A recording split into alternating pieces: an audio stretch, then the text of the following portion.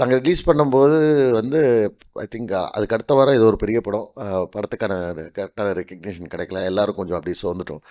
என்னடா இது இவ்வளோ கஷ்டப்பட்டு பண்ண படம் யாருக்குமே சேரலையே அப்படின்னு. பட் நேஷ்னல் அவார்டு எனக்கு, ஸ்ரீகாந்த், அப்புறம் குமார் ராஜாவுக்கு, சரணாக்கு எல்லாருக்குமே கிடைச்சதுக்கப்புறம் நிறைய மக்களுக்கு அது சேர்ந்துச்சு. அதேமாதிரி இதே சென்னை இன்டர்நேஷ்னல் ஃபிலிம் ஃபெஸ்டிவலில் வி பிளேட் தட் ஃபிலிம். ஒரு ஸ்டாண்டிங் ஓவேஷன்லாம் கிடச்சிது. என்ன எதுக்கு இதை சொல்ல வரேன்னா, இப்போ it gave us that satisfaction of working on that film. அது ஒன்று. ரெண்டாவது வந்து இந்த மாதிரி படத்தை மக்கள் ஏற்றுக்கிறாங்க அப்படின்ற ஒரு மைண்ட் செட் எங்களுக்கு ஓப்பன் ஆச்சு. கண்டிப்பாக ஒரு டிஃப்ரெண்ட்டான ப்ரெசன்டேஷன்.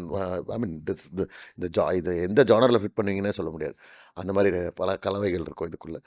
அண்ட் எடிட்டாக வந்து Kumar Raja gave us a lot of flexibility. இதுக்கு நிறைய கிளாசிக்கல் மியூசிக் வச்சு நாங்கள் எடிட் பண்ணோம். அதை வச்சு ட்ரை பண்ணியிருப்போம். அந்த சேஸ் சீக்வன்சஸ் எல்லாமே. Basically marrying few stories together is a very hard thing to do. அப்போது அந்த டைமில் எங்களுக்கு இன்ஸ்பிரேஷன் வந்து பேபல், அப்புறம் இன்னொரு படம் ஒன்று இருக்குது, I forgot the name. So அந்த அந்த படத்தோட இன்ஸ்பிரேஷன் தான் எடுத்தோம்.